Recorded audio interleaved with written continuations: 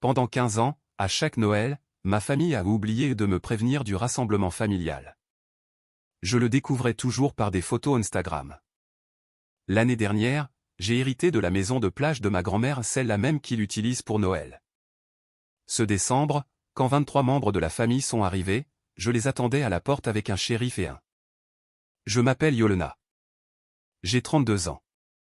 Pendant 15 ans, j'ai passé tous les Noëls seul, faisant défiler sur Instagram les photos de toute ma famille, célébrant ensemble dans la maison de plage de ma grand-mère, et me demandant ce que j'avais fait de mal pour ne pas être invité. Je n'ai jamais eu de réponse. Je n'ai jamais eu d'excuse. Je n'ai même jamais reçu un SMS. Puis, en janvier dernier, ma grand-mère est décédée. Je l'ai appris par une publication Facebook. Personne ne m'a appelé. Je suis arrivé en retard aux funérailles, parce que personne ne m'avait dit que l'heure avait changé. 3 semaines plus tard, un avocat m'a contacté avec un secret que ma grand-mère avait gardé pour tout le monde, y compris ma mère. Elle m'avait légué la maison de plage.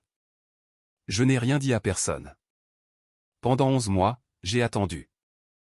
Et cette veille de Noël, quand 23 parents sont arrivés en s'attendant à leurs vacances annuelles, ils m'ont trouvé debout devant la porte d'entrée. Ce qui s'est passé ensuite a tout changé. Avant de continuer, si vous aimez les histoires de drame familial et d'affirmation de soi, merci de liker et de vous abonner, mais seulement si cette histoire résonne en vous. D'où regardez-vous ce soir? Quelle heure est-il chez vous? Dites-le moi dans les commentaires. Maintenant, laissez-moi vous ramener 11 mois en arrière, au jour où j'ai reçu l'appel d'un avocat nommé Harold Finch. J'ai appris la mort de ma grand-mère par un post Facebook, pas par un coup de fil de ma mère, ni par un SMS de ma sœur. Une publication Facebook, partagée par un cousin que je connaissais à peine, avec une photo de grand-mère Vivien souriant dans son jardin et les mots « Repose en paix, tante vive ». Je me suis assise dans mon appartement à Raleigh, fixant mon téléphone, attendant que quelqu'un, n'importe qui, m'appelle. Ils ne l'ont pas fait. Les funérailles ont eu lieu 3 jours plus tard. J'ai conduit 4 heures pour y arriver. Quand je suis arrivé, le service avait déjà commencé. Personne ne m'avait dit que l'heure avait changé. Je me suis assise au dernier rang. Ma mère ne s'est pas retournée. Ma sœur, Meredith, m'a jeté un coup d'œil, puis a détourné le regard, comme si j'étais une étrangère qui s'était trompée d'église. Après l'enterrement, j'ai essayé d'approcher ma mère. Elle était entourée de parents, acceptant les condoléances, tamponnant ses yeux avec un mouchoir. « Maman », ai-je dit. Elle m'a regardé comme si j'avais interrompu quelque chose d'important. « Yolena, tu es venue. » C'était tout. Pas de câlin.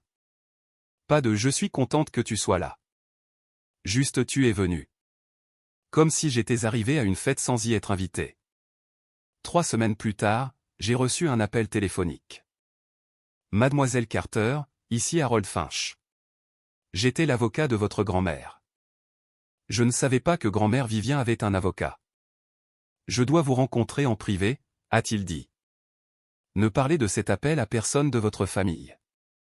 J'ai senti mon cœur s'arrêter. Est-ce que quelque chose ne va pas? Non, mademoiselle Carter. Quelque chose va très bien. Il marqua une pause. Votre grand-mère a laissé des instructions précises. Elle a dit, et je cite, « Elena comprendra pourquoi cela doit rester entre nous. » J'ai conduit jusqu'à Raleigh le lendemain matin, sans avoir la moindre idée que j'étais sur le point d'hériter de la seule chose. Celle que ma mère désirait le plus. Mais d'abord, laissez-moi vous parler des photos de Noël. La première est apparue quand j'avais 17 ans, le 26 décembre 2009. Je faisais défiler Facebook quand je l'ai vue. Toute ma famille réunie dans le salon de grand-mère Vivien. Ma mère au centre, le bras autour de Meredith, des tantes, des oncles, des cousins que je ne voyais qu'aux enterrements. 23 personnes riant, tenant des cadeaux, portant des pulls rouges assortis. Je n'étais pas là. J'ai appelé ma mère ce soir-là.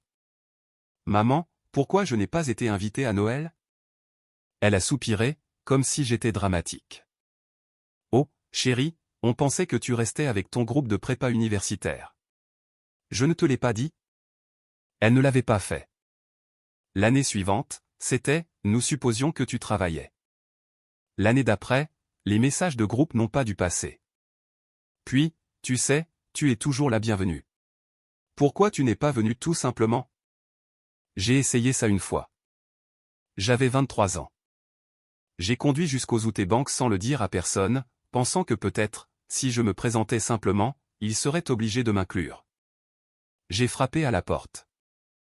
Ma mère a ouvert. Son visage est devenu pâle, comme si elle avait vu quelque chose qui ne devrait pas exister.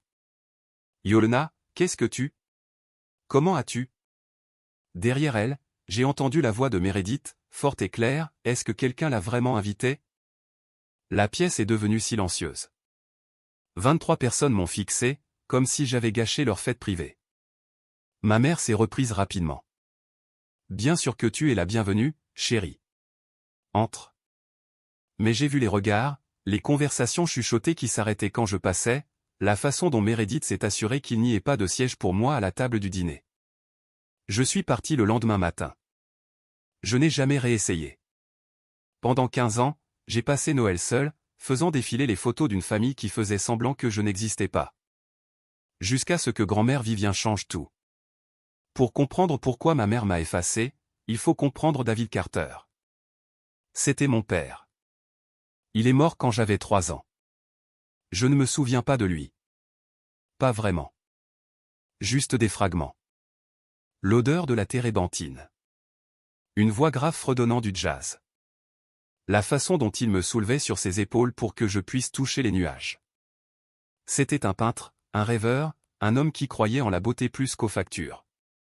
Ma mère l'a épousé quand elle avait 19 ans. Elle était jeune, impulsive, follement amoureuse. Ses parents désapprouvaient. Ses amis l'avaient prévenu, mais Diane a suivi son cœur.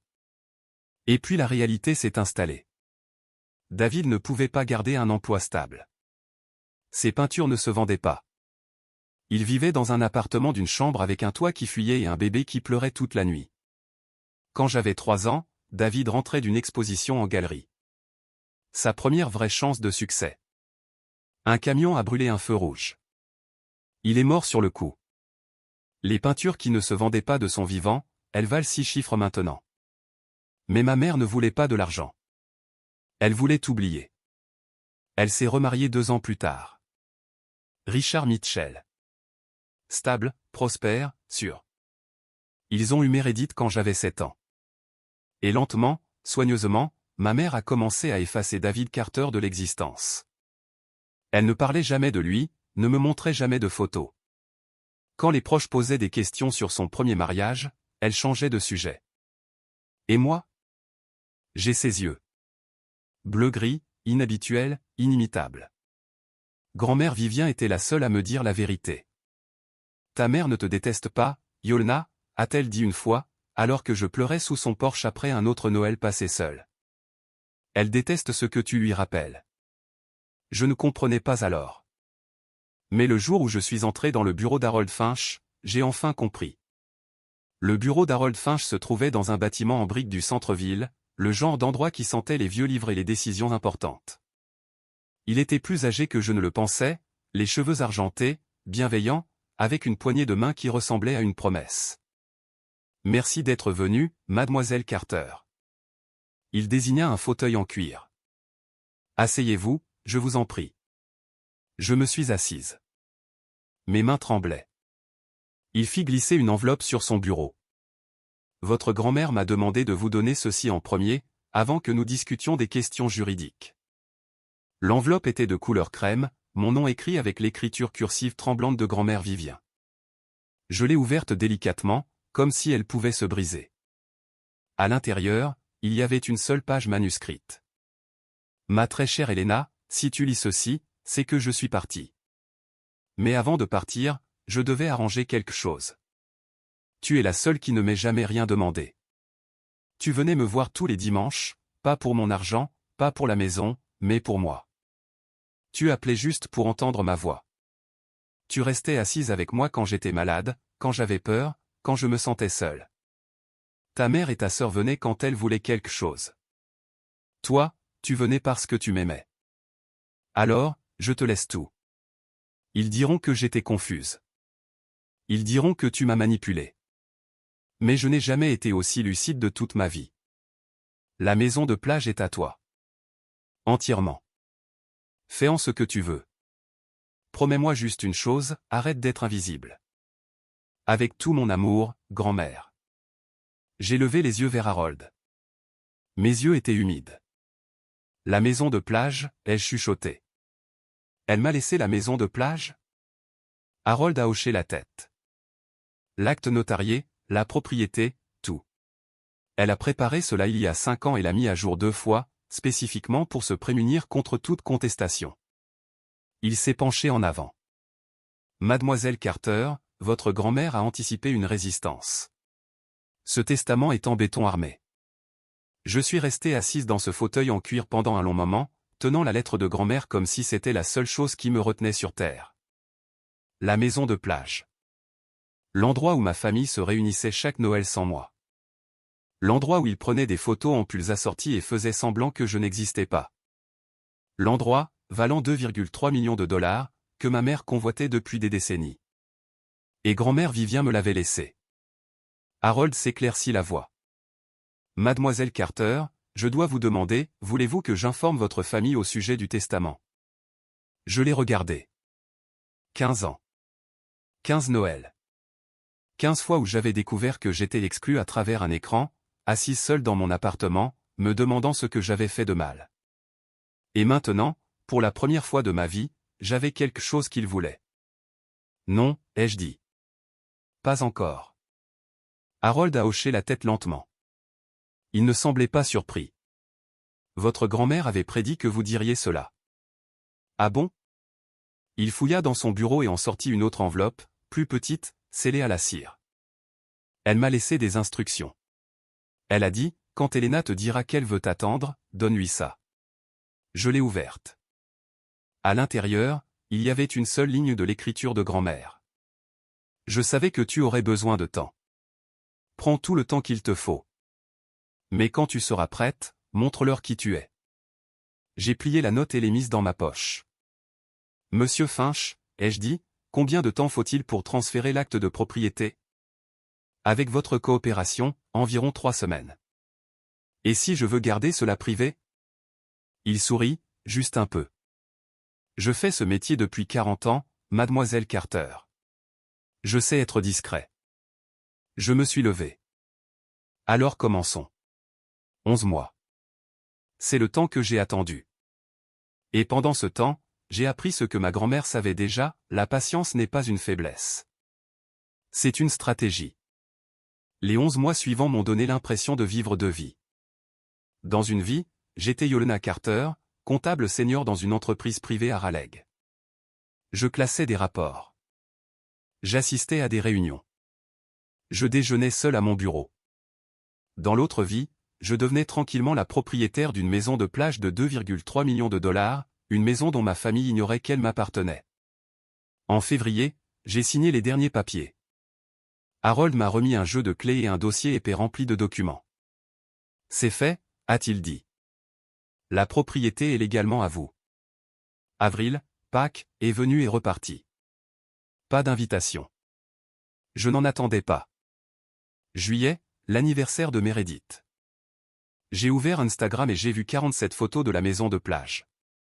Ma mère levant une coupe de champagne. Ma sœur soufflant des bougies sur la terrasse. Les enfants de mes cousins courant dans le salon, ce salon que je possédais désormais. J'ai sauvegardé chaque photo. Documentation, avait appelé cela Harold, preuve d'utilisation sans permission. Septembre. Je vérifiais mes emails quand j'ai trouvé un message transféré par tante Patty, la sœur cadette de ma grand-mère. Il provenait d'une conversation de groupe familial à laquelle je n'avais jamais été ajouté. Diane avait écrit « La maison de plage de maman a besoin d'entretien. Je programme un entrepreneur pour le mois prochain. Je m'occupe de la facture. » Elle planifiait des réparations sur ma maison. Dépensant de l'argent sur ma propriété sans demander, sans savoir. J'ai appelé Harold. Qu'est-ce que je fais? Laissez-la faire, a-t-il dit. Gardez les reçus. Elle améliore votre actif gratuitement. L'entrepreneur est venu en octobre. Nouveau bardeau de toiture, peinture fraîche sur la terrasse, appareil de cuisine amélioré. Ma mère a payé 12 000 $ pour rénover une maison qui ne lui appartenait pas. J'ai gardé chaque facture. Novembre, j'ai commencé à planifier. Le 23 décembre, j'ai pris un vol pour la Caroline du Nord avec un dossier plein de documents et 15 ans de silence, le tout emballé dans un seul mot, assez. Une semaine avant Noël, j'ai passé un coup de fil au bureau du shérif du comté de Daré. Je voudrais signaler une situation potentielle d'intrusion, ai-je dit. Je possède une propriété dans les Outer Banks. J'ai des raisons de croire que plusieurs individus tenteront d'y entrer sans permission le 24 décembre. L'adjoint au bout du fil, Marcus Webb, selon son introduction, était patient et professionnel. Madame, pouvez-vous prouver que vous êtes propriétaire?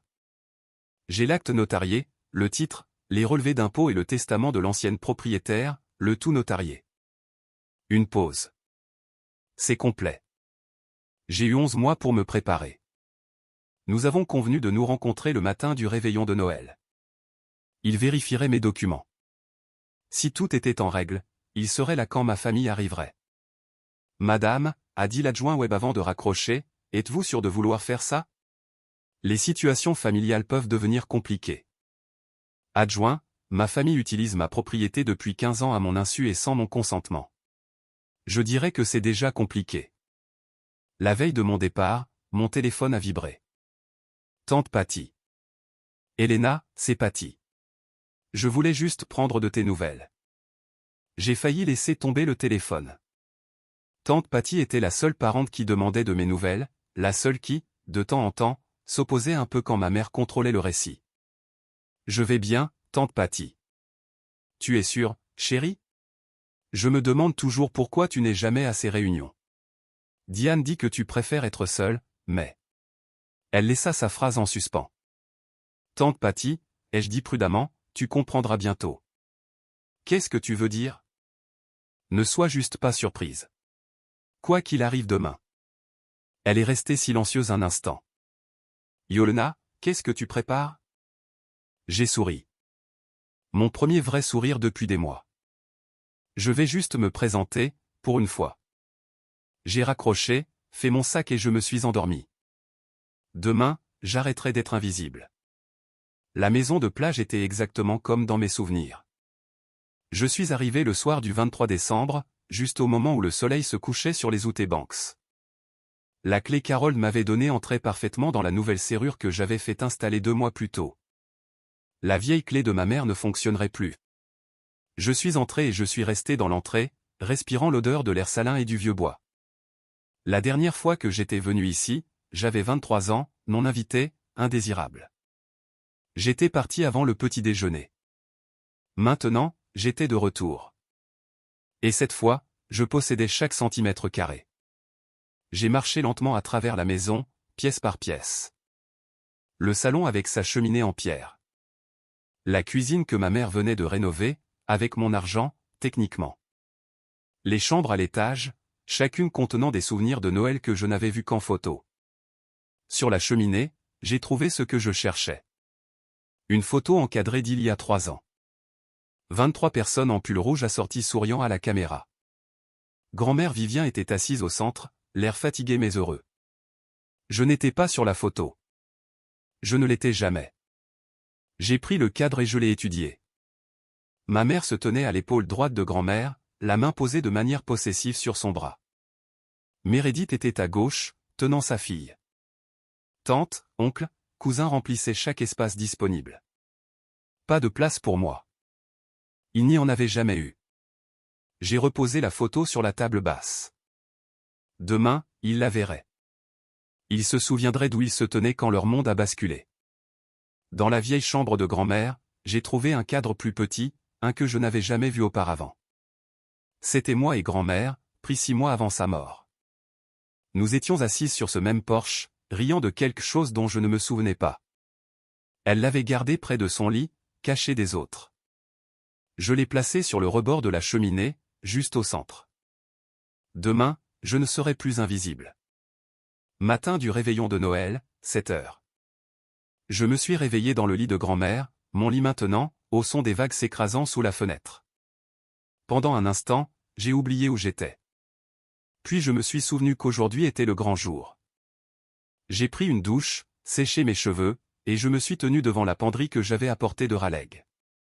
J'avais voyagé léger, des documents, des affaires de toilette, et une tenue que j'avais choisie spécifiquement pour ce moment. Un pull en cachemire bordeaux profond, la couleur de grand-mère. Elle disait toujours que le rouge était pour les gens qui refusaient de disparaître. Je l'ai mis, appliqué un maquillage léger, un rouge à lèvres rouge classique, la même teinte qu'elle portait. Quand je me suis regardé dans le miroir, je n'ai pas vu la femme qui avait été effacée pendant 15 ans. J'ai vu quelqu'un d'autre, quelqu'un de près. À 8h30, mon téléphone a sonné. Madame Carter, ici l'adjoint web, je suis en route. Merci, adjoint. Tout sera prêt. J'ai étalé mes documents sur la table de la salle à manger. Le testament, l'acte de propriété, les relevés d'impôts montrant que j'avais payé la taxe foncière ces 11 derniers mois, les factures de l'entrepreneur que ma mère avait généré sans le savoir. La lettre d'Harold confirmant le transfert légal. 23 copies d'un avis d'expulsion, une pour chaque membre adulte de la famille. L'adjoint web est arrivé à 10h. C'était un grand homme, la quarantaine, avec l'attitude calme de quelqu'un qui a tout vu. Il a examiné chaque document avec soin. Tout cela semble légitime, madame. Il leva les yeux. Vous possédez vraiment cet endroit. C'est vraiment le cas. Et votre famille ne le sait pas. Ils le sauront dans environ 2 heures. Il hocha lentement la tête. Je serai là quand ils arriveront. Mais madame, êtes-vous sûre de vouloir faire ça? Une fois que cela arrive, il n'y a pas de retour en arrière. J'ai pensé à 15 Noël. 15 années d'oubli. Je n'ai jamais été aussi sûr de quoi que ce soit. Il me rendit mes documents. Alors attendons.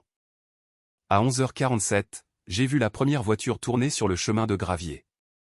Je me tenais à la fenêtre de l'étage, observant.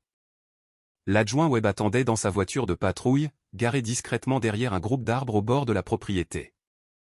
Le SUV argenté de ma mère menait le cortège. Derrière elle venait le Range Rover blanc de Meredith, puis la BMW noire de Richard, puis voiture après voiture après voiture. Tante, oncle, cousins, leurs époux, leurs enfants. 6 véhicules au total. 23 personnes, plus les bagages, les décorations de Noël, et assez de nourriture pour nourrir une armée. Ils se déversaient de leur voiture comme s'ils possédaient l'endroit, parce qu'ils pensaient que c'était le cas. J'ai regardé ma mère marcher d'un pas décidé vers la porte d'entrée, les clés cliquetant dans sa main. Elle portait un manteau couleur crème et des perles, toujours des perles. Sa posture irradiait la propriété, l'autorité, le contrôle. Meredith suivait de près, ordonnant à son mari de décharger les valises. Mettez les grosses dans la chambre principale. Maman et papa prennent toujours cette chambre. Ma chambre maintenant. Ma chambre principale. Les enfants couraient devant en criant à propos de la plage, des cadeaux, de toutes les choses qu'ils feraient cette semaine dans la maison de grand-mère Vivien. Ce n'était plus la maison de grand-mère Vivien. Derrière eux tous, presque inaperçus, la voiture de patrouille de l'adjoint web sortit lentement de sa cachette et roula vers l'allée. Personne ne la remarquait. Ils étaient trop occupés à décharger, bavarder, revendiquer leurs espaces. Je suis descendu lentement. Chaque marche craquait sur le vieil escalier en bois, les mêmes escaliers que j'avais descendus furtivement il y a 9 ans, essayant d'être invisible, essayant d'appartenir à ce lieu. Je n'essayais plus. J'ai atteint la porte d'entrée juste au moment où ma mère insérait sa clé dans la serrure. Je l'ai entendu cliquer, et puis j'ai entendu sa confusion. Qu'est-ce que le... Richard? La clé ne marche pas. J'ai souri et j'ai ouvert la porte. L'expression sur le visage de ma mère quand la porte s'est ouverte restera gravée en moi pour toujours. Elle se tenait là, la clé toujours en main, la bouche entr'ouverte pour se plaindre à Richard au sujet de la serrure. Et puis elle m'a vu. Pendant 3 secondes entières, personne n'a parlé. Je me tenais dans l'embrasure de la porte, portant la couleur de grand-mère, ma main reposant nonchalamment sur le cadre de la porte. Derrière moi, le feu que j'avais allumé ce matin-là crépitait chaleureusement. La maison sentait la cannelle et le cèdre, les odeurs de Noël. Yolena. La voix de ma mère s'est brisée. Qu'est-ce que tu... Comment es-tu entrée ici? Bonjour, maman. Je n'ai pas bougé de l'entrée. Richard est apparu derrière elle, fronçant les sourcils. Les serrures doivent être cassées. Laisse-moi essayer. Les serrures ne sont pas cassées, ai-je dit calmement. Elles sont neuves. Je les ai changées. Silence. Meredith s'est avancée, le visage tordu par la confusion. Tu as changé les serrures de la maison de maman? Ce n'est pas la maison de maman. Ma mère a ri, un son sec et nerveux. Elena, de quoi parles-tu? C'est la propriété de ma mère. Je ne sais pas quel genre de. C'est ma propriété, ai-je dit. Et ça l'est depuis 11 mois. Encore le silence. Derrière la famille, j'ai vu l'adjoint Webb sortir de sa voiture de patrouille. Il attendait près du véhicule, observant. Tante Patty fut la première à le remarquer. Diane, pourquoi y a-t-il un policier ici? Tout le monde s'est retourné. 23 personnes ont fixé la voiture de police comme si elle s'était matérialisée de nulle part. Je lui ai demandé de venir, ai-je dit. Au cas où quelqu'un aurait du mal à comprendre la situation. Le visage de ma mère est passé de la confusion à la fureur. Quelle situation? De quoi parles-tu? Je pense que nous devrions en discuter dehors, ai-je dit. Étant donné que c'est ma maison et qu'aucun de vous n'a été invité à entrer. J'ai reculé et commencé à fermer la porte. Attends. Ma mère s'est précipitée en avant. Tu ne peux pas faire ça. En fait, ai-je dit, je peux. J'ai ouvert la porte plus grand, non pas pour les inviter à entrer, mais pour que tout le monde puisse me voir clairement. Le vent de décembre traversait le porche, vif et froid. Ma famille se tenait groupée sur les marches comme des choristes qui auraient oublié leurs chansons. Les enfants se blottissaient derrière leurs parents. Les valises restaient abandonnées sur le gravier. C'est ridicule, a claqué ma mère. Richard, appelle la police. La police est déjà là, madame, dit l'adjoint Webb en remontant l'allée. Sa voix était calme, professionnelle. Je suis l'adjoint Marcus Webb. On m'a demandé d'assister madame Carter pour un litige immobilier. Il n'y a pas de litige. La voix de ma mère s'éleva. C'est la maison de ma mère. Avec tout le respect que je vous dois, madame, non. L'adjoint Webb s'arrêta à côté de moi. J'ai examiné l'acte, le testament et les registres fonciers. Cette maison appartient à Yolna Carter. Depuis près d'1 an. J'ai vu l'information se propager à travers la foule. Les tantes échangeaient des regards. Les oncles bougeaient mal à l'aise. Meredith a saisi le bras de son mari comme si elle avait besoin de se raccrocher à quelque chose. C'est impossible, a dit Meredith. Grand-mère ne ferait jamais ça. Elle l'a fait. J'ai sorti un dossier de derrière la porte, le dossier que j'avais préparé il y a 11 mois. Ceci est une copie de son testament, signé, attesté, notarié. Elle m'a légué la maison de plage, spécifiquement et exclusivement. Ma mère m'a arraché le dossier des mains. Ses yeux ont scanné les pages, son visage devenant plus pâle à chaque ligne. Ça ne peut pas être réel. Elle était confuse. Elle avait de la démence. Son médecin témoignera qu'elle était cognitivement saine jusqu'à 2 semaines avant son décès. J'ai gardé ma voix égale. Elle savait exactement ce qu'elle faisait. Tante Patty s'est avancée, la main sur le cœur. Elena, Vivien te l'a légué. Je l'ai regardée, la seule personne dans cette foule qui avait jamais demandé pourquoi je n'étais pas à Noël. Oui, tante Patty, elle l'a fait. Le silence qui a suivi était assourdissant. L'adjoint Webb s'est avancé et la foule s'est écartée pour lui comme s'il était Moïse devant la mer Rouge. Mesdames et messieurs, je comprends que ce soit inattendu. Sa voix portait l'autorité de quelqu'un qui avait annoncé de mauvaises nouvelles 1000 fois, mais la loi est claire. Madame Carter est la propriétaire légale de cette propriété. J'ai vérifié les documents moi-même. Richard s'éclaircit la voix. Officier, il y a sûrement une erreur. La famille utilise cette propriété depuis. Pour 15 ans. Sans ma permission, ai-je terminé. Parce que je ne savais pas que je la possédais avant il y a 11 mois. Tu ne savais pas? La voix de Meredith dégoulinait de scepticisme. Comme c'est pratique. Votre grand-mère a gardé cela privé, a dit l'adjoint Webb. C'était son choix. Et maintenant, c'est le choix de mademoiselle Carter de décider comment procéder. Ma mère serrait toujours le dossier, ses jointures blanches. J'appelle un avocat. Ce testament est frauduleux. Ma mère n'aurait jamais. Votre mère l'a fait. J'ai croisé son regard. Elle avait aussi prévu que vous diriez exactement cela, c'est pourquoi elle a demandé à Harold Finch, un avocat spécialisé en succession avec 40 ans d'expérience, de le rédiger avec des protections supplémentaires contre toute contestation. J'ai plongé la main dans ma poche et en ai sorti une épaisse pile de papier, chacun portant un sceau officiel. Ce sont des avis d'expulsion, un pour chaque adulte présent. J'ai commencé à les distribuer. Vous avez 30 minutes pour retirer toutes les affaires personnelles de vos véhicules. Après cela, si vous êtes toujours sur ma propriété, l'adjoint web vous escortera pour violation de propriété privée. Les avis passaient de main en main. Certains les lisaient, d'autres fixaient juste le vide. Mon cousin Derek prit la parole depuis le fond. Elena, allez. C'est la veille de Noël. On ne peut pas en parler? On aurait pu en parler lors de n'importe lequel des 15 Noëls que vous avez passés ici sans m'inviter. J'ai haussé les épaules. J'ai le temps maintenant. Vous en avez? Personne n'a répondu. Ma mère a explosé. Tu l'as manipulée.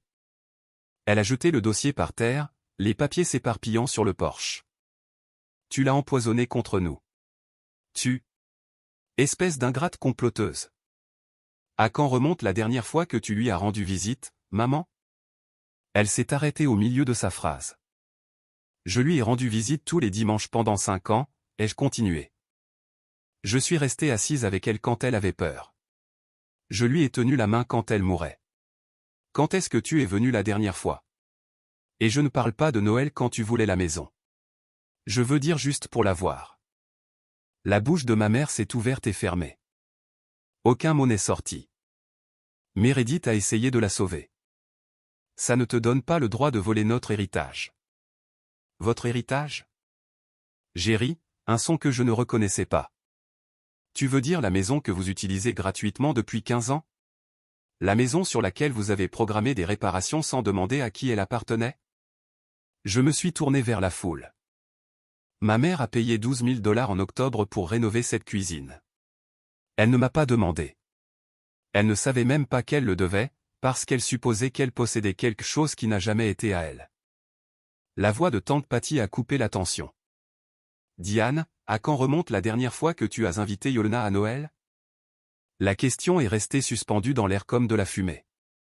Ma mère s'est retournée vers sa sœur. Ce n'est pas. Elle n'a jamais voulu venir. Elle aime être seule. Je ne voulais pas venir. J'ai gardé ma voix stable. Ou on ne m'a jamais dit quand avait lieu le rassemblement? Silence. 23 personnes, et pas une seule ne pouvait croiser mon regard. Puis ma mère a dit les mots qui ont tout changé. Très bien. Tu veux savoir pourquoi tu n'es jamais invité? Parce que je ne peux pas te regarder. Chaque fois que je vois ton visage, je le vois lui. Ton père. Cet artiste rêveur et inutile qui a gâché ma vie. La foule est devenue complètement immobile. Ok, je dois faire une pause ici une seconde. Certains d'entre vous pensent peut-être, elle aurait dû simplement leur parler. Et peut-être que vous avez raison. Peut-être que j'aurais dû. Mais voici ma question pour vous, si quelqu'un vous ignore pendant 15 ans, lui devez-vous une conversation? Tapez, oui, si vous pensez que j'aurais dû parler d'abord. Tapez, non, si vous pensez que les actes sont plus éloquents que les mots. Je lirai chaque commentaire après ça. Le silence après l'explosion de ma mère ne ressemblait à rien de ce que j'avais connu. 23 personnes restaient figées dans le froid de décembre, leur souffle formant de petits nuages qui se dissipaient dans le néant. Même les enfants s'étaient tus, sentant que quelque chose de terrible avait basculé. La voix de Meredith est sortie étranglée. « Maman, de quoi parles-tu » Le visage de ma mère était devenu blanc. Elle regardait ses mains comme si elles appartenaient à quelqu'un d'autre, comme si elle l'avait trahi. Je ne voulais pas dire, commença-t-elle. Ce n'est pas ce que je. David Carter, ai-je dit doucement. Mon père, l'homme que tu as épousé avant Richard, l'homme que tu essaies d'effacer depuis 30 ans. Richard s'est avancé, son visage un masque de confusion. Diane, de quoi parle-t-elle? Ma mère ne pouvait pas le regarder. Tante Patty a parlé, sa voix à peine au-dessus d'un murmure. Diane, tu as exclu ta propre fille à cause de David. Vous ne comprenez pas. La voix de ma mère se brisa. Chaque fois que je la regarde, je le vois lui. Ses yeux, ses expressions. Je vois toutes les erreurs que j'ai commises, toutes les années que j'ai gâchées. C'était une enfant. La voix de tante Patty s'est aiguisée. Elle n'a pas choisi son père. Elle n'a pas choisi ses yeux. Je le sais, a crié ma mère, puis plus calmement. Je le sais. J'ai regardé ma mère. Je l'ai vraiment regardée. La femme qui m'avait systématiquement retiré des réunions de famille pendant 15 ans, qui m'avait manipulé pour me faire croire que j'imaginais cette exclusion, qui avait appris à ma sœur que j'étais jetable. Et j'ai ressenti quelque chose que je n'attendais pas. Pas de la colère, de la pitié. Tu ne pouvais pas pardonner à un homme mort, ai-je dit doucement. Alors tu as puni la seule partie de lui qui était encore en vie. Le visage de ma mère s'est effondré un instant. J'ai cru qu'elle allait pleurer, mais elle ne s'est pas excusée. Elle ne l'a jamais fait. J'aurais pu la détruire là, devant tout le monde. J'aurais pu énumérer chaque Noël où elle m'avait exclu, chaque mensonge qu'elle avait raconté, chaque fois qu'elle m'avait fait me sentir comme un fantôme dans ma propre famille. J'aurais pu la rendre petite, de la même façon qu'elle m'avait rendue petite pendant 15 ans. Mais ce n'était pas pour ça que j'étais là. Adjoint Webb, ai-je dit en me détournant de ma mère. S'il vous plaît, donnez-leur 30 minutes pour retirer toutes les affaires personnelles de leur véhicule. Ensuite, je veux que tout le monde quitte ma propriété. Attendez une minute, commença Richard. 30 minutes, Richard. C'est plus de considération que je n'en ai jamais reçu. Meredith serra sa fille contre sa jambe. Yolena, les enfants. C'est la veille de Noël. Tu ne peux pas simplement nous mettre dehors sans nulle part où aller. Il y a 3 hôtels en ville. J'ai gardé ma voix égale. J'ai appelé hier. Ils ont des chambres disponibles. J'ai déjà fait la recommandation de réserver des blocs pour une grande famille. La bouche de Meredith s'est ouverte. Je n'essaie pas de gâcher le Noël de qui que ce soit, ai-je continué. Je n'essaie pas de faire souffrir qui que ce soit. Je veux juste ce qui aurait dû être à moi depuis le début, le droit de décider qui entre dans ma maison. L'adjoint Webb s'est avancé. Vous l'avez entendu, messieurs dames. 30 minutes. Je chronomètre. Un par un, la famille a commencé à bouger, lentement, à contre-cœur. Les valises ont été remises dans les coffres. Les enfants ont été conduits dans les voitures. Les portières ont claqué avec le son creux de la défaite. Ma mère est restée immobile sur le porche, me fixant comme si elle me voyait pour la première fois. Yolena, a-t-elle chuchoté. S'il te plaît. J'ai croisé son regard, les mêmes yeux bleu-gris que je voyais dans le miroir chaque matin. Tu as eu 15 ans pour dire s'il te plaît, ai-je dit. Tu as choisi le silence à la place. Je suis rentré dans ma maison et j'ai fermé la porte. Je me suis appuyé contre la porte fermée, mon cœur battant si fort que je pouvais le sentir dans mes tempes. Par la fenêtre, j'ai regardé les voitures commencer à s'éloigner. Une par une, le crissement du gravier sous les pneus était le seul son. Puis j'ai entendu frapper. Je me suis tendu aussi, c'était ma mère, encore ? Elena, c'est Patty. J'ai ouvert la porte. Tante Patty se tenait seule sur le porche. Les autres voitures disparaissaient déjà au bout de la route. Elle n'était pas partie avec eux. Je peux, demanda-t-elle doucement. Je me suis écarté. Elle est entrée, ses yeux balayant la pièce familière avec une nouvelle compréhension. J'aurais dû parler il y a des années. Sa voix était épaisse. J'ai demandé à Diane pourquoi tu ne venais jamais. Chaque année, je demandais. Elle avait toujours une excuse. Yolena aime son espace. Yolena a du travail. Yolena préfère être seule. Et tu l'as cru? Je l'ai cru. Patty essuya ses yeux. C'est ma faute. J'aurais dû t'appeler directement. J'aurais dû exiger des réponses. Pourquoi tu ne l'as pas fait? Elle resta silencieuse un long moment. Parce que c'était plus facile de ne pas le faire. Parce que Diane est. Elle chercha le mot. Convaincante. Et je ne voulais pas causer de conflit. Alors tu as choisi la paix plutôt que moi. Oui. Pas d'excuses, pas de justification, juste la vérité. Patty a fouillé dans sa poche et a sorti un morceau de papier plié. Vivien m'a donné ça. 2 mois avant sa mort, elle m'a fait promettre de ne le montrer à personne avant qu'elle ne soit partie. J'ai pris le papier, je l'ai déplié. C'était une note de l'écriture de grand-mère. Patty, assure-toi qu'Yolna sache qu'elle n'imaginait rien. C'était réel. Tout ce qu'elle ressentait était réel. Mes mains tremblaient. Elle savait. Patty a dit qu'elle voyait tout. Et elle voulait que tu saches que tu n'as jamais été folle. Pour la première fois ce jour-là, je me suis laissé pleurer. De la fenêtre, j'ai regardé la dernière des voitures disparaître au bout du chemin de gravier. Le Range Rover blanc de Meredith était le dernier à partir. Par la vitre arrière, je pouvais voir le visage de sa fille pressé contre la vitre, confuse, regardant la maison de plage rétrécir au loin. Je me demandais ce qu'ils allaient lui raconter. Probablement que tante Yolna était folle, qu'elle avait volé la maison, qu'elle était une méchante dans leur histoire de famille. Ça n'avait plus d'importance. La BMW de Richard avait marqué une pause avant de sortir. Il avait baissé sa vitre et m'avait regardé, debout dans l'encadrement de la porte. Yolna. Sa voix était fatiguée. Je suis désolé pour tout. J'ai étudié l'homme qui avait été mon beau-père pendant 27 ans, qui avait regardé ma mère m'effacer et n'avait jamais dit un mot. C'est un début, Richard, mais désolé n'efface pas 15 ans. Il hocha lentement la tête, comme s'il s'attendait à cette réponse. J'aurais dû faire plus. Oui, tu aurais dû. Il a remonté sa vitre et est parti. Ma mère ne s'est jamais retournée. Elle est restée rigide sur le siège passager, fixant droit devant elle alors que la voiture de Richard prenait le virage vers la route principale. L'adjoint Webb s'est approché pour se tenir à côté de moi. Ça a demandé du courage, madame. Vraiment? J'ai secoué la tête.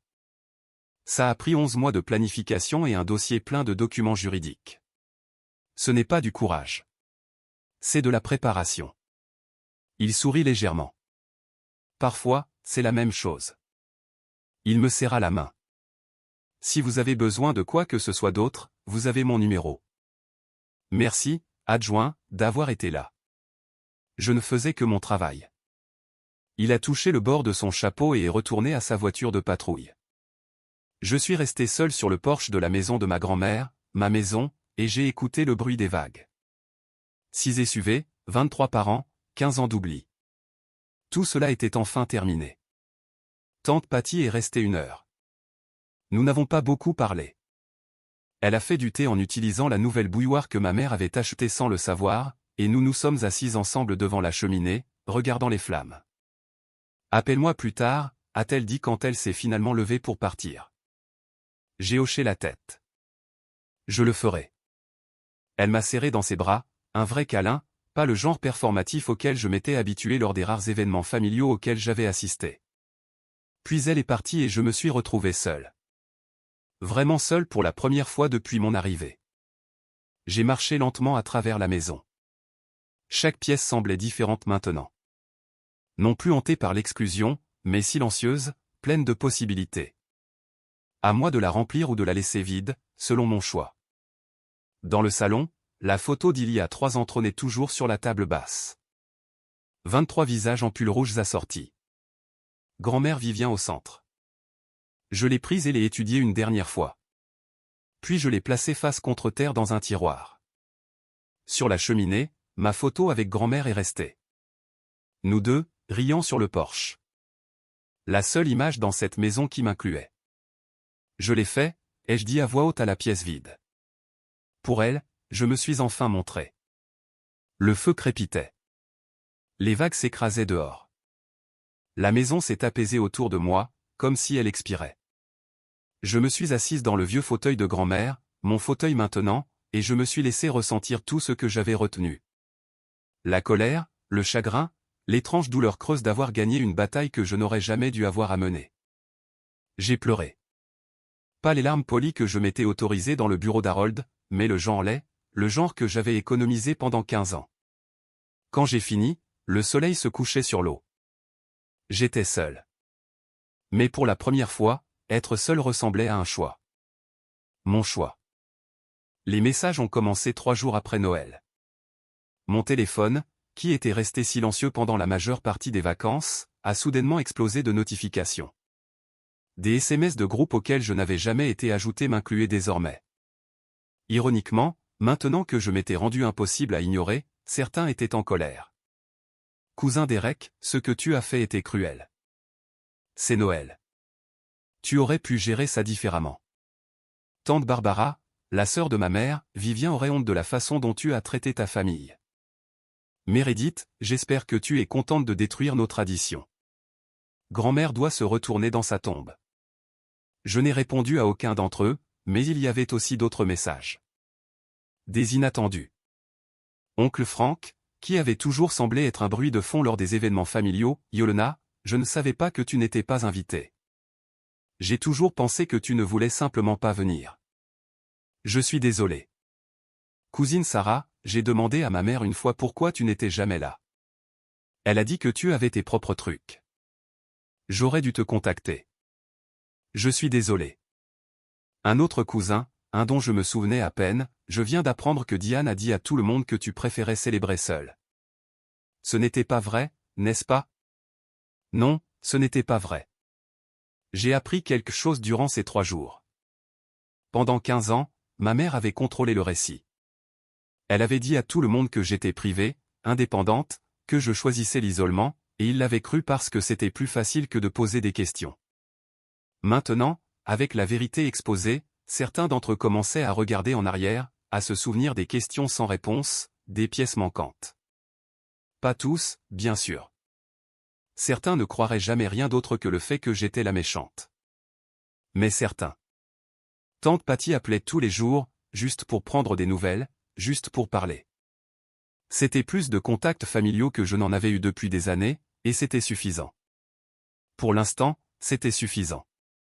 Richard a appelé le soir du Nouvel An. J'ai failli ne pas répondre, mais quelque chose m'a fait glisser le doigt sur l'écran. Yolena. Sa voix semblait fatiguée, plus vieille que dans mes souvenirs. Merci d'avoir décroché. J'ai attendu. J'ai besoin que tu saches quelque chose, a-t-il continué. À propos de ce qui s'est passé. À propos des 15 dernières années. J'écoute. Je ne connaissais pas toute l'étendue. Je savais que Diane était compliquée à ton sujet. Je savais qu'elle avait du mal à être dans la même pièce que toi parfois, mais je ne savais pas qu'elle t'excluait activement. Comment est-ce possible, Richard? Tu étais là chaque Noël. Elle contrôlait tout. Sa voix se brisa légèrement. Les invitations, la planification, les listes d'invités. Quand je demandais de tes nouvelles, elle disait que tu ne voulais pas venir. Yolena aime son espace, disait-elle à chaque fois. Et tu n'as jamais vérifié, jamais appelé toi-même. Une longue pause. Non, je ne l'ai pas fait. Pourquoi pas? Parce que je lui faisais confiance. Parce que. Il expira. Parce que c'était plus facile de ne pas le faire. C'était là. La même raison que tante Patty avait donnée, la même raison que tout le monde avait eue. C'était plus facile de ne pas le faire. Ta grand-mère m'a appelé une fois, ajouta Richard, environ 1 an avant son décès. Elle m'a demandé pourquoi je laissais Diane t'effacer. Ce furent ses mots exacts. Qu'est-ce que tu lui as dit? Je n'avais pas de réponse. Je n'en ai toujours pas. Il marqua une pause. Je n'appelle pas pour demander pardon, Helena. Je ne mérite pas ça. Je voulais juste que tu saches que je le vois maintenant. Ce que Diane a fait, ce que j'ai permis en ne faisant rien. J'ai considéré ces mots, l'observateur passif, le témoin silencieux. 27 ans à regarder et à ne jamais intervenir. Merci de me l'avoir dit, Richard. Y a-t-il quelque chose que je puisse faire? Pas pour le moment, mais merci d'avoir demandé. C'était plus que ce que ma mère avait jamais fait. Ma mère a appelé une semaine plus tard. J'ai reconnu le numéro immédiatement. Le même numéro qui n'avait jamais appelé pour les anniversaires, jamais envoyé de SMS pour les vacances, jamais pris contact pendant 15 ans sauf si elle voulait quelque chose. J'ai répondu quand même. J'avais besoin d'entendre ce qu'elle dirait. Yolena. Diane. Chérie. Sa voix était mielleuse. Prudente. La voix qu'elle utilisait quand elle voulait quelque chose. Je pense que nous avons eu un terrible malentendu. Vraiment? Les fêtes sont tellement stressantes. Les gens disent des choses qu'ils ne pensent pas. Je suis sûr que nous pouvons arranger ça. Arranger quoi exactement? La maison, bien sûr. Son ton changea légèrement. Toujours doux, mais avec une pointe de tranchant. Elle a une telle valeur sentimentale pour toute la famille. Peut-être pourrions-nous arranger une sorte de copropriété. Je pourrais m'occuper de l'entretien. Et... Non. Silence. Pardon? Non, maman. Je ne partage pas la propriété. Je n'arrange pas de planning d'entretien. C'est ma maison. Grand-mère me l'a laissée. Ta grand-mère ne pensait pas clairement. Les avocats. Les avocats l'ont déjà examiné pendant 11 mois. Le testament est valide. C'est fini. Sa voix a complètement perdu sa douceur. Tu es déraisonnable. Je suis clair. Il y a une différence.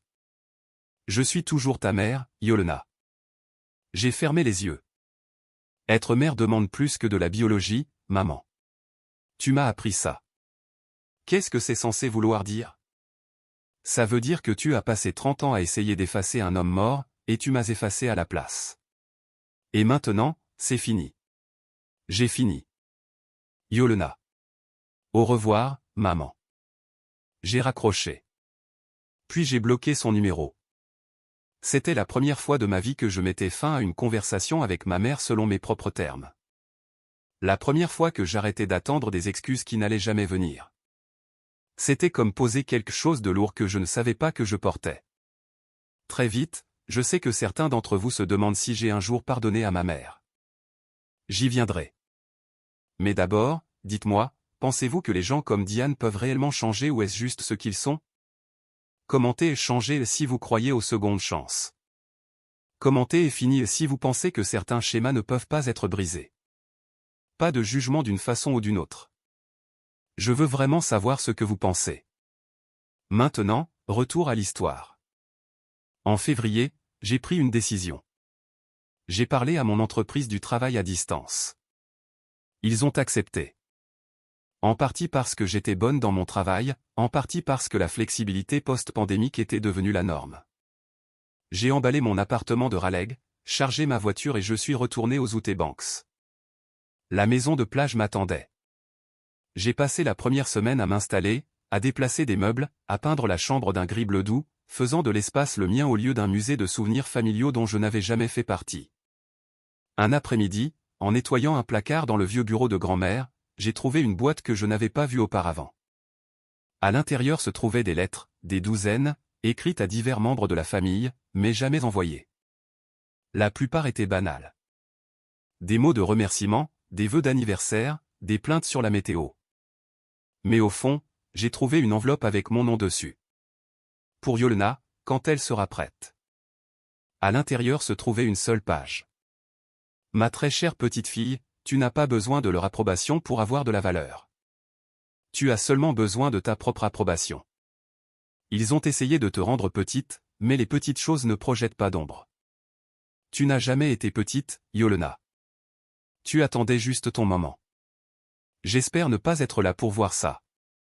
Pas parce que je ne veux pas l'être, mais parce que je sais que tu as besoin de faire cela seul. Tu as besoin de te prouver à toi-même que tu peux le faire. Quand ce sera fini, souviens-toi, bien vivre n'est pas une vengeance. C'est simplement la vérité. Je t'aime. Je t'ai toujours aimé. Grand-mère Vivien. J'ai tenu la lettre pendant un long moment. Ce week-end-là, tante Patty est venue me rendre visite. Nous avons cuisiné le dîner ensemble, quelque chose qu'aucune de nous n'avait fait en famille depuis des années. C'était calme, simple, et pour la première fois de ma vie, je me sentais chez moi. Meredith est arrivée à l'improviste mi-mars. J'étais sur le porche en train de lire quand son Range Rover blanc s'est garé dans l'allée. Je l'ai regardée rester assise dans la voiture pendant une minute entière avant d'ouvrir la porte. Elle a marché vers moi lentement, comme si elle approchait un animal sauvage. « Je ne suis pas là pour me battre », a-t-elle dit. J'ai posé mon livre. « Alors pourquoi es-tu là ?» Elle s'est arrêtée au bas des marches du porche. Elle avait l'air différente, fatiguée, incertaine, rien de la confiance polie dont je me souvenais. « On peut parler ?» J'ai désigné la chaise vide à côté de moi. Elle a monté les marches et s'est assise, ses mouvements raides et maladroits. Pendant un long moment, aucune de nous n'a parlé. Je ne savais pas, a-t-elle finalement dit, à propos de la façon dont maman te traitait. Je veux dire, je savais qu'elle me favorisait. C'était évident. Mais je ne savais pas qu'elle t'éloignait activement. Est-ce que cela aurait changé quelque chose si tu avais su? Meredith tressaillit, puis doucement, je ne sais pas. C'est la réponse honnête. J'ai étudié ma sœur. Demi-sœur. Techniquement, l'enfant chéri, celle qui n'avait jamais eu à se battre pour une place à table. Tu ne l'as jamais remis en question, ai-je dit. Pourquoi? Je n'étais jamais là. Tu l'as juste accepté. Je l'ai fait. Elle a regardé ses mains. J'ai cru ce qu'on me disait. Que tu ne voulais pas être avec nous. Que tu préférerais être seul. Est-ce que cela avait du sens pour toi, que ta sœur choisisse d'être seule chaque Noël pendant 15 ans? Elle n'a pas répondu. Nous savions toutes les deux qu'elle n'y avait jamais pensé aussi profondément. Je ne suis pas prête à avoir une relation avec toi, a-t-elle dit finalement. Mais je voulais que tu saches que je commence à voir les choses différemment. C'est plus que ce à quoi je m'attendais. J'ai hoché la tête lentement. Merci de me le dire en personne. Elle est partie 30 minutes plus tard. Ce n'était pas une réconciliation, mais c'était quelque chose. Au cours des mois suivants, j'ai appris quelque chose d'important sur les limites. Ce ne sont pas des murs. Ce sont des portes avec des serrures. Et vous décidez qui obtient une clé. Avec ma mère, aucun contact, pas d'appel, pas de SMS, pas d'explication. Je ne lui devais pas de conclusion. Elle avait eu 15 ans pour poser des questions, et elle avait choisi le silence. Maintenant, je choisissais la même chose. Avec Richard, un seul email une fois par mois. Des mises à jour sur la maison, polies mais distantes. Il avait été un spectateur passif pendant 27 ans. Je n'allais pas prétendre que l'observation était la même chose que l'amour. Avec Meredith, la porte était ouverte, mais à peine. Elle envoyait parfois des photos de sa fille, des observations aléatoires sur la météo. Je répondais quand j'en avais envie. Pas de pression, pas d'attente. Avec le reste de la famille, cela variait. Ceux qui avaient tendu la main pour s'excuser recevaient des réponses. Ceux qui avaient défendu ma mère recevaient le silence. Je ne tenais pas les comptes, mais j'étais attentive. Et tante Patty. Patty a eu le double des clés. Tu es sûr de ça, a-t-elle demandé, tenant le métal dans sa paume comme s'il pouvait exploser. Tu es la seule qui a demandé de mes nouvelles, ai-je dit. Pendant 15 ans, tu as été la seule à remarquer que je manquais. J'aurais dû faire plus que remarquer. Tu fais plus maintenant. C'est ce qui compte. Elle venait me rendre visite tous les 2 week-ends. Nous marchions sur la plage. Nous parlions de grand-mère Vivien. Nous construisions quelque chose de nouveau sur les cendres de quelque chose de brisé. Je n'ai pas claqué la porte au nez de ma famille. J'ai juste arrêté de la tenir ouverte pour des gens qui n'avaient jamais prévu de la franchir. Il y a une différence entre l'isolement et les limites. L'isolement, c'est la solitude. Les limites, c'est la paix. J'apprenais enfin à faire la différence. Cette année, j'ai organisé le repas de Noël. Pas pour 23 personnes. Pas pour des gens qui avaient passé 15 ans à prétendre que je n'existais pas. Pour 4. Tante Patty est arrivée la première, portant un plat en cocotte et une bouteille de vin. La recette de Vivien, a-t-elle dit en me tendant le plat. Je l'ai trouvée dans son vieux livre de cuisine. Mes 2 amies les plus proches de Raleigh sont arrivées ensuite, Beth et Carmen, les femmes qui avaient été ma vraie famille quand ma véritable famille m'avait oublié. Elles avaient conduit 3 heures pour être ici. Et enfin, Marcus, un collègue de mon entreprise qui avait traversé un divorce l'année dernière et n'avait nulle part ailleurs où aller. Quand je l'avais invité, il m'avait regardé comme si je lui avais offert un rein. « Tu me connais à peine », avait-il dit.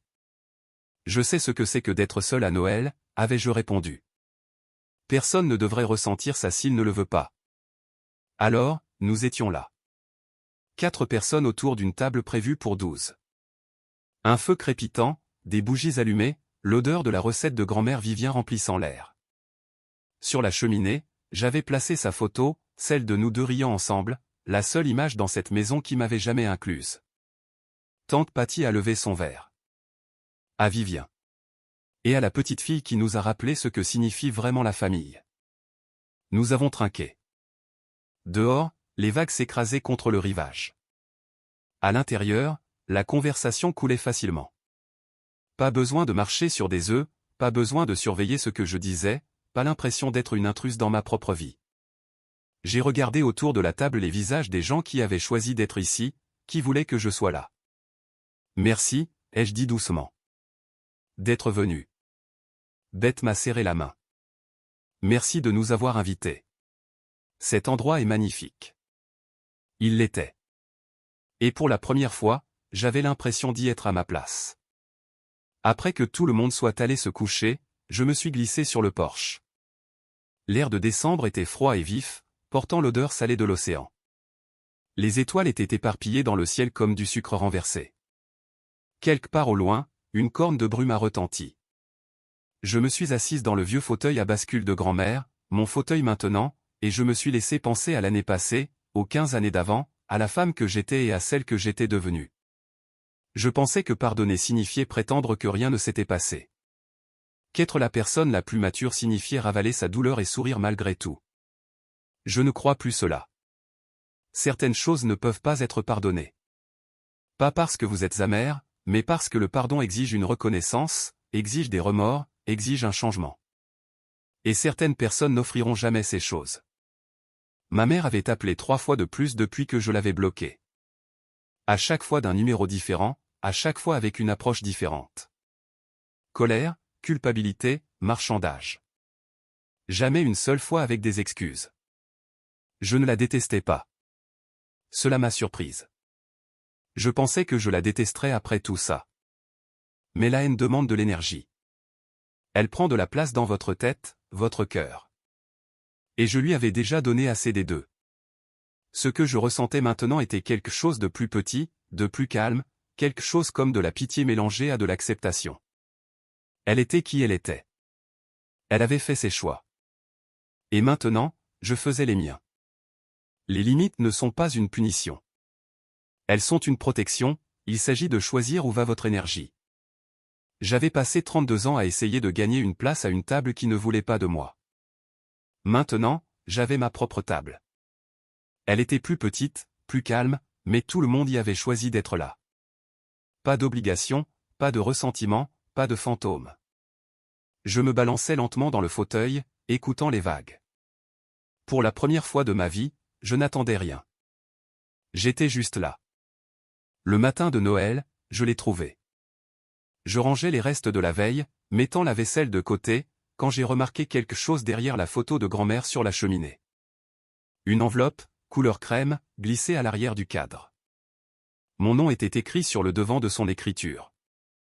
En dessous, une note à lire lors de ton premier Noël en tant que propriétaire.